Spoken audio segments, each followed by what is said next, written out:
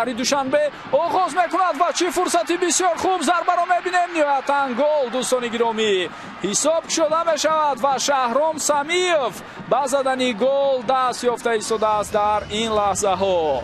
اصلا خودی هجوم بسیار خطرناک. حمدونی камолов است، یکی از بازیگران کامبوجا. خودش در این حالت ببینید توپ رو سوی دروازه روان میکند. این کاپیتان دسته سرت کرای است و توپ به تیر دروازه رسیده برگشت.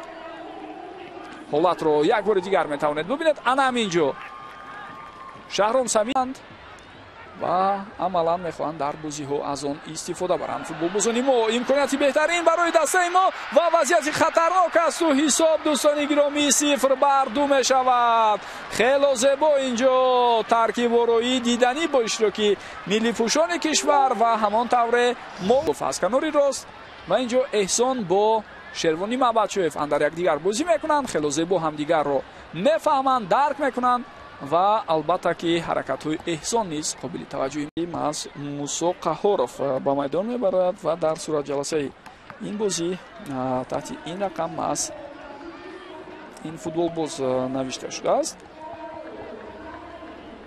و با جای حمدونی камолов بازانی کامبوجا دیده شد.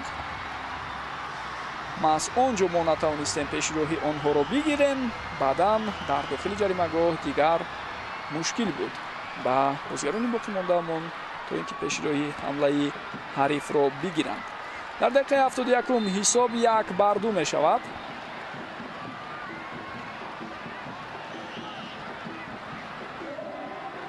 یک بار دیگر بیاید ببینیم.